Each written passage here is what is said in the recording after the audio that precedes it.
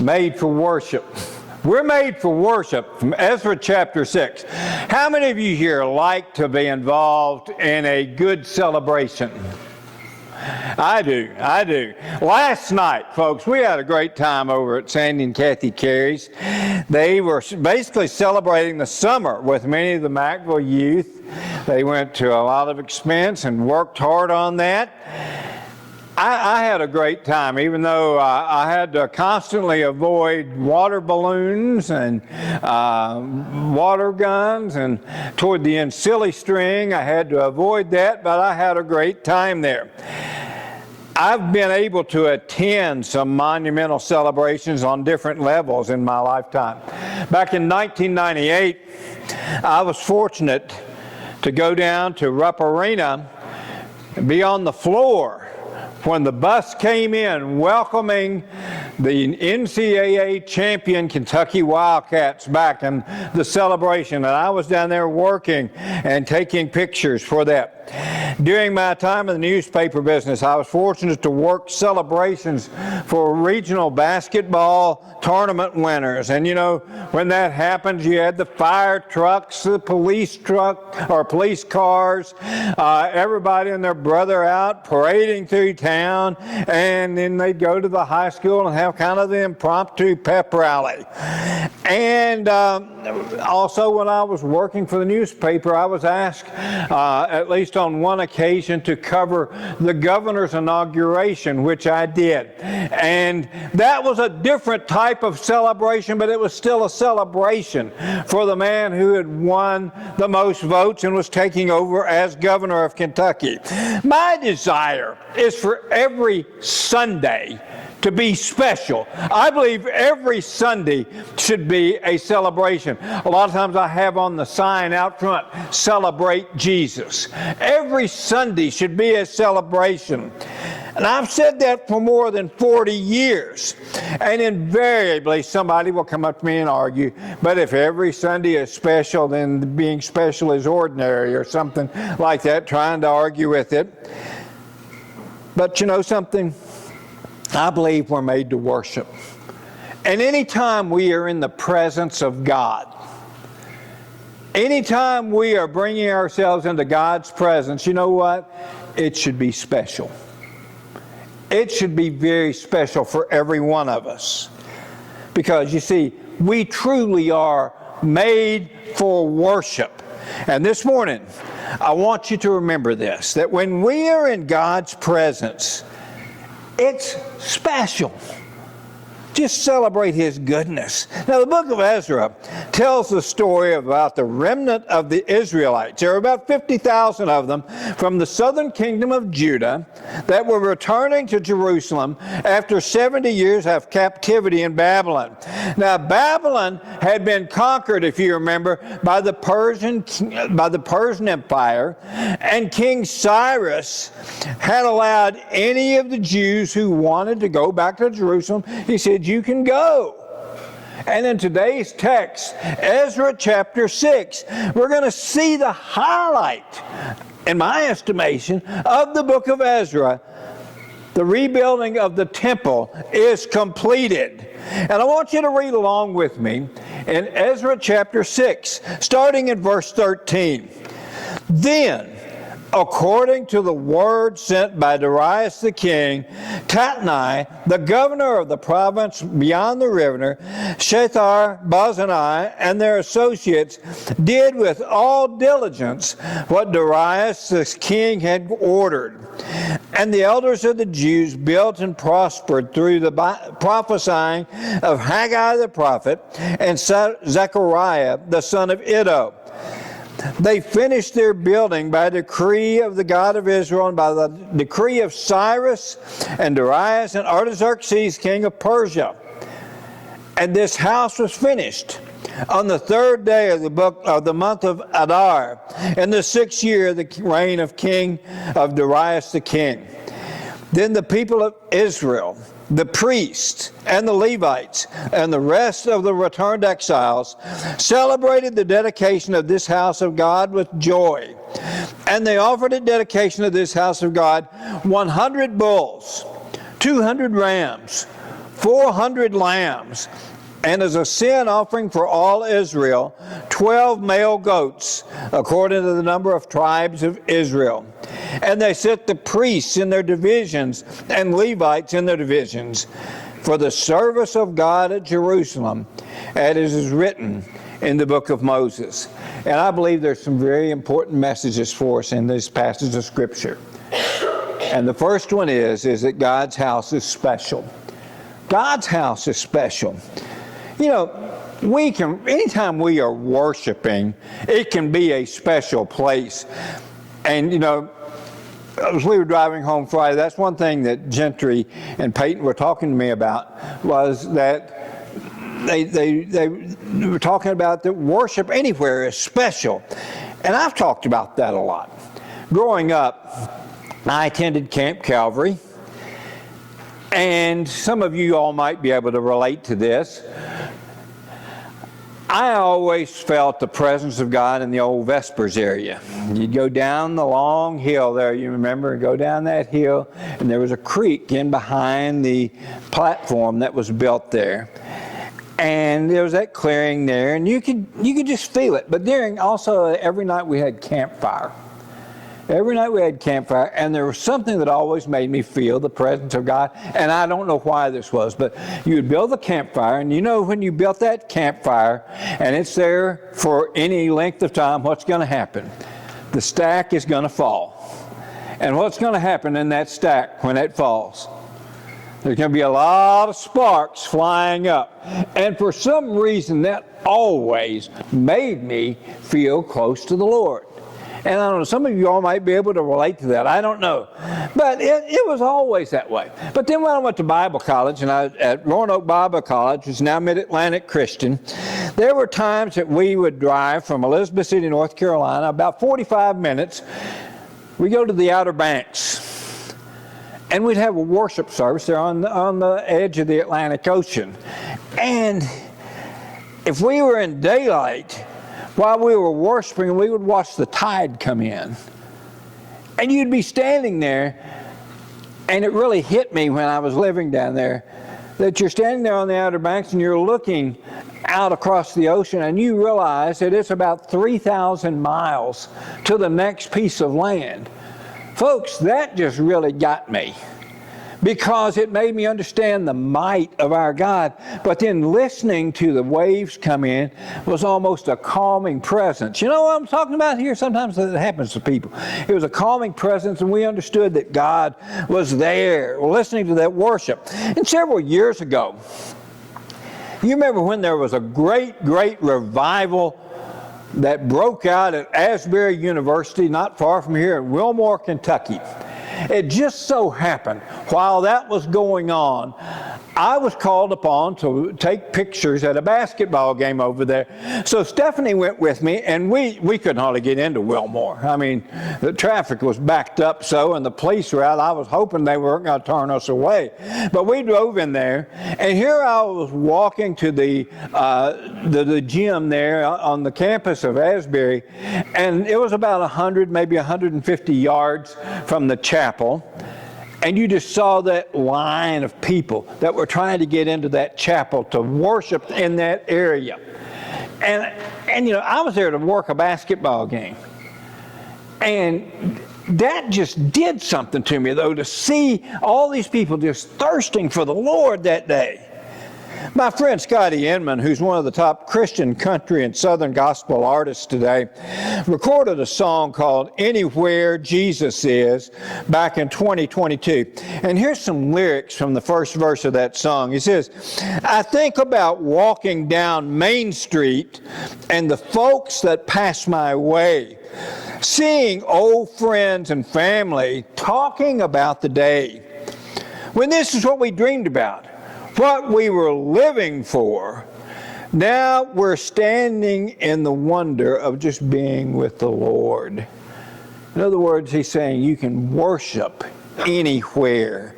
And I hope that every one of us understand that. But let's never downplay the fact that the Old Testament treated God's temple as a very, very special place. Granted, in the New Testament, people met in houses, other buildings. That's found throughout the book of Acts. We found in our study of coming up on 200 years anniversary that here at Macville Christian Church, when it started as Long Lick back in 1826, for the first few months, they met in someone's house while a building was being built over off what's now Texas Road. I know of many churches that began by meeting in houses, and I think many of you do as well. But in the Old Testament, there was quite an emphasis upon the tabernacle, which was a portable place of worship, and the temple, which was built in Jerusalem. Look at verses 14 and 15 again of Ezra chapter 6. Ezra 6 starting in verse 14. And the elders of the Jews built and prospered through the prophesying of Haggai the prophet and Zechariah the son of Iddo. They finished their building by decree of the God of Israel, and by decree of Cyrus and Darius and Artaxerxes king of Persia. And this house was finished on the 3rd day of the month of Adar in the 6th year of the reign of Darius the king. Back up just a minute here. We talked about how Cyrus had told the Jews they could go back to Jerusalem. And now it's saying that the king was Darius, or some people call him Darius.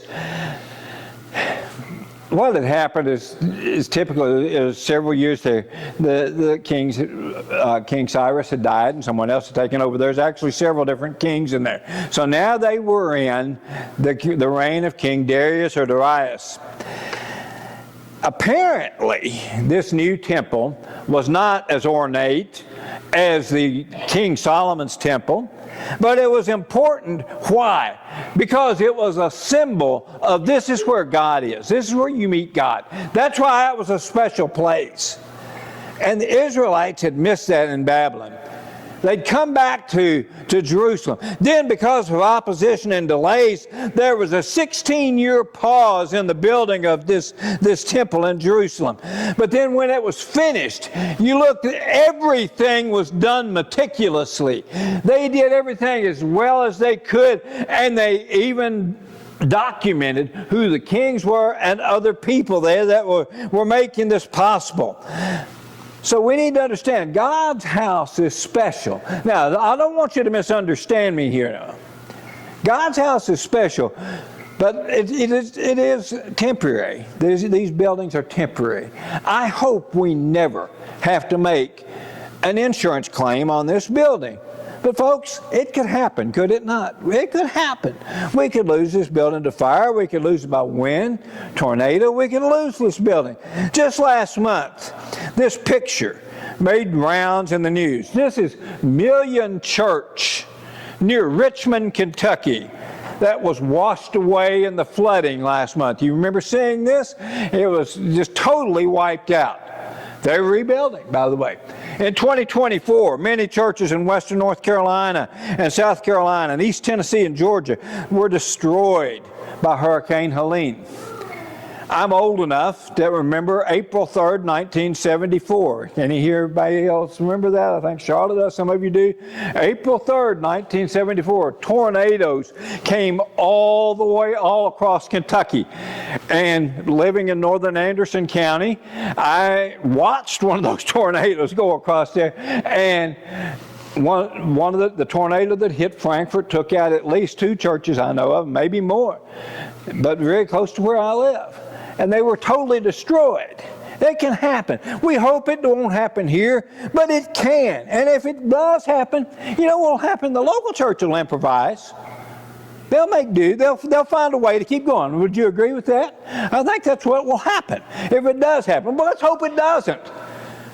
But even though what I just said is true, that this building is temporary, let's also remember that God's house is truly special. Here at Macville, that's why I'm thankful. We've been able to do a lot this summer. A lot more than I think many of us anticipated. And we've been able to do quite a lot, and it's been a blessing. It's been a huge blessing, and I hope you understand that.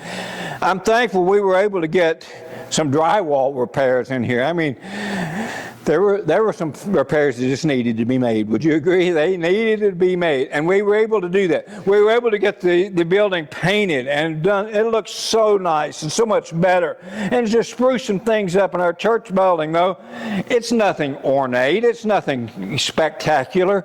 But you know something? That when people come in here, when I have visitors come in here, the first thing they say, man, this is a beautiful building. And we should take pride in that because God's house is special. This building was set apart for one reason. And what was that? It was to worship God. And that's why we need to take pride in that. One thing I take from the Old Testament is that God desires our best. Notice those sacrifices. All of them were to be of the best. Never forget that. Never forget that God desires our best. Let's give Him that.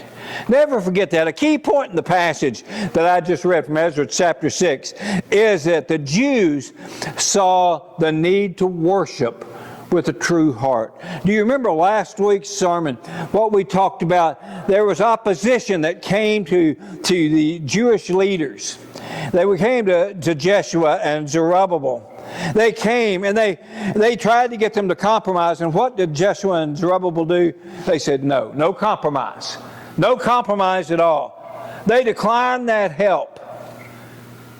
Because what they were saying is your heart has to be right to worship. That's a huge theme throughout Ezra. It's a huge theme throughout the entire Bible, by the way.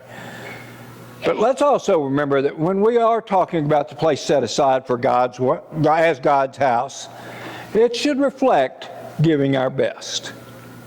God's house is special. Would you agree? God's house is very special. Well, the second thing I want to remind you of is that we should celebrate with joy. One thing that just jumps out at me in Ezra chapter 6 is that the rebuilding of the temple was a big deal. It was a big, big deal. Look at verses 16 and 17 again. And the people of Israel, the priests and the Levites and the rest of the returned exiles celebrated the dedication of this house of God with joy.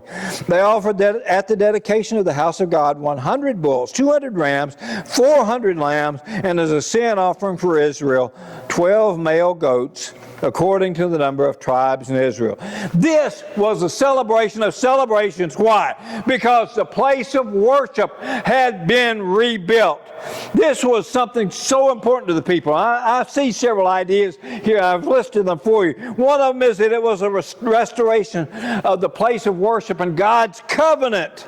The temple was a symbol of where God's presence is. That's how they worshiped. And it's the place where they were instructed to offer sacrifices. I think it showed that God had promised them there would be a remnant. He promised them they could return. And this was fulfilling that promise. And it was reestablishing His presence among them. But then it was also a symbol of God's faithfulness. He said, you're going to return to Jerusalem. And now it had happened. But there was something different about this than this building. The temple was much different than our building. It was the center of their identity as a nation because the Jews were God's people. This was their identity, and it had been kind of lost in Babylon. They saw that, and this was a restoration of that. And it was a spiritual renewal. And that's something I think is so important. This entire episode through Ezra is not talking about just building this building of the temple. It's about their spiritual renewal, coming back closer to God. Their identity was their relationship with God. It was such a big deal for them. It was completed in the 3rd month of the 6th year of the reign of King Darius. So it took about 4.5 years. It was a huge, huge deal, a big project. And again, look at verse 17 again. Look at all of the sacrifices. 100 bulls, 200 rams, 400 lambs for the burnt offering. That was edible meat. And that was to all be consumed by fire. It was a sacrifice of total consecration. Total consecration to the Lord. And then that sin offering, it was appropriate. Why? Because when Israel had been taken into captivity, when Israel had been punished, it was because of their sins. But one thing I think is important here is this was the people that had come back were out of the tribe of Judah, which was two of the 12 tribes of Israel, the southern kingdom. But how many goats did they take? 12. They saw themselves as a remnant of all of Israel. And something in my study this week that I had not thought about when I was planning this, and I've not thought about until I read this in one of my commentaries. This was the first time in several centuries that Israel had been able to worship together as a nation. That was so important. You know, sometimes it's hard for us to relate things that happen in an Old Testament theocracy. That's where the religion is the government. That's what it is. It's hard for us to relate to that to us today because we live in a democracy or a republic. We don't live in a theocracy. We choose to worship. We choose to worship as we see. And we're told Jesus fulfilled the law and the prophets. So it's different for us. Major differences. But I think there's some very pertinent lessons. And I hope that I've been able to hit on a couple of them already this morning. That God's house is special and that we need to celebrate with joy. Obviously, we have a huge milestone coming up here at Macville in 4 weeks. And I've been, I've talked a lot about that, and I know that, because I understand how big of a deal it is. I've been talking about it since publicly about 2 years. Privately, I've been talking about it since probably the first month or so after I got here, and I was just looking around in here, and I noticed one of the stained glass windows said Macville Christian Church established August 19th, 1826, and I mean just a light went off in my head that day. We understand that. That's a big deal. But it's also different from what happened in Ezra chapter 6. I'll come back to that a little later. But I want you to think about this main point I'm thinking about this morning. They celebrated with joy. When's the last time that you actually celebrated with joy? Think about that. Celebrate with joy. Think about that. We'll get back to that in a minute. Regardless of when we get together to worship God, you know something? It should be a celebration. When I graduated from Bible college in 1982, wow, a long time ago. Before I'd even finished, I was just starting my graduate work, but I had a church. And I thought I knew everything. I mean, I thought everything was black and white. But I remember being called by the funeral home there in Shelbyville. They asked me, they said, this man has died. And I knew he'd been sick. Elderly man, his family was there at the church. They said, they want you to assist in his funeral. The lead minister, who was a former minister of the church, had come back, and I'll never forget what he said, because we had this funeral in the church building, and it was packed, and this minister got up, and he said, today we're here to celebrate this dear saint. Well, I'd never thought of a funeral in that way, being 20-some years old, 24. He said, we're here to celebrate, and we're here to celebrate Jesus who made his life possible. That stuck with me because this was a dear saint, and I had already come to love him. And he was, when we were saying goodbye to him, we turned it into a celebration. Worship should be a celebration of Jesus, should it not? Worship should be a celebration. But sometimes I come when I'm gathered together, and any church I've been to, sometimes I've been to church gatherings, and I think I'm at the fellowship of the miserable. I've been in worship at times when it was smoking, it was good. And I've been worship at times when I was relieved it was over. But you know what happened on both of them? Usually my attitude determined whether it was good or I was glad it was over.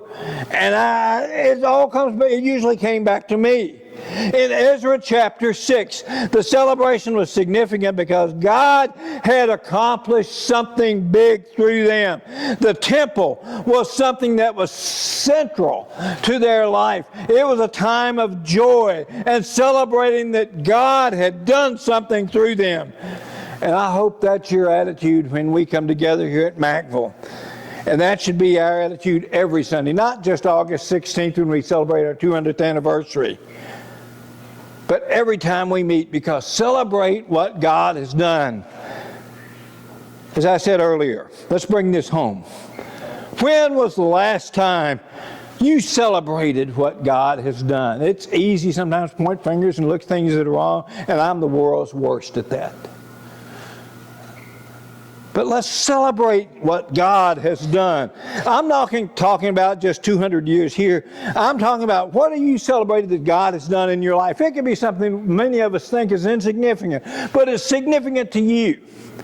Celebrate what God has done. As I said here at Mackville, we've had some physical upgrades here, drywall and painting, and we're in the process of having new carpet installed. That was made possible by unexpected gifts. And as some of our men can tell you, a couple of the bids were actually lower than what we expected. Are you trying to tell me God wasn't working? God has worked. Even though we're going through a glitch with our sound system right now. You know something? That was donated by somebody who had never been to this church. They came and sang, and they saw we had a need, and they wanted to help. Are you telling me that God doesn't work? Even more importantly, I've seen things step up here. I remember the first year I was here, we'd been talking about the need to have Vacation Bible School, and it was coming up August 17th. Didn't know how we were going to do it. Someone stepped up. Said, I'll do it. And Nicole has done an unbelievably good job at that. God works. Sometimes in ways we don't understand. Sometimes in ways we don't see. But God works. I think of the history of Mackville Christian Church. I think one thing that stands out, and I looked at, Mackville was one of the founding churches of Camp Calvary, which had less than 100 campers its first year back at the old 4-H camp on northern Washington County. And this year, over 1,000 campers have been at Camp Calvary. Now, you telling me that God doesn't work? I think differently. I think differently. Celebrate that with joy. Celebrate that with joy. Friday, after I came back from bringing Peyton, I had a letter in my mailbox from Wendell Cox. He served as minister at Mackville Christian Church from 1959 to 1961. He and his wife Helen are in their 90s now, and they live in Pendleton County. And he also left a message on my phone, and so we called him yesterday. He's planning to be here on August 16th. Both of them are planning to be here if they feel like coming. Their son-in-law has already agreed to bring them down here. But he wrote a fascinating letter to me. And I want to share an excerpt with you. And I asked him if he minded if I do this before I add it to my sermon. And I'll share the entire letter on a display on August 16th. But this is just such a cool letter, I think. And there's some names on here. I have no idea who he's talking about. Some of you may know it and probably do. But listen to what he said. We moved to Mackville in 1959. We were a very young family. Wendell was 24, Helen 23. Bob 4, Gary 3, and Karen was 1. Mackville took care of us, and we loved living and working there. We were invited into homes and made to feel like family. We have many good memories. Bob started first grade with Ms. Grace. as his teacher. R.C. and Nina adopted Karen as their little girl. She wouldn't go home with us after church until she went home with them first. We had a big garden, and 3 pigs were given to us every year. We never went hungry. There was always something to eat on the front porch, even homemade butter. The ministers at Willisburg, Springfield, and Wendell started Camp Calvary. We are still on their mailing list and get their monthly reports. Now, folks, I'd already had a great day Friday. I'd already had an incredible day Friday. I got that, went in my office and read it. You know, all I could think of, thank you, God, for what you have done. Thank you for what you have done. You can't tell me that God wasn't working in all the things that he mentioned there. You can't tell me that. Thank you, God, for what you've done. And are you going to try to tell me that God was not working when I went to a preacher's meeting between the time that I had come here and you all had called me and that actually started? I went to the preacher's meeting and a preacher came up to me and he said, well, you're going to Mackville? He said, isn't that where Wendell Cox was preacher? I didn't know. Are you telling me that didn't happen because the way I got in touch with Mr. Cox about our homecoming was information that one preacher gave me 3 years ago that I had no clue at that time? Are you telling me God doesn't work? Thank you, God, for working in ways that we sometimes don't understand. It's time to celebrate. In Ezra chapter 6, that celebration culminated with the celebration of the Passover in verse 19 to the end of the chapter. That was to remember the deliverance from Egypt. The Passover was a type of Jesus, our Passover and sacrifice. In fact, Jesus is called the Lamb. So when we come together, let's celebrate because why? We come together because of Jesus. God's house is special because of Jesus. And let's celebrate with joy because of Jesus. You know why? We're made to worship him. Wouldn't you agree? Thank you, God, for what you've done. Let's go to the Lord in prayer as we close.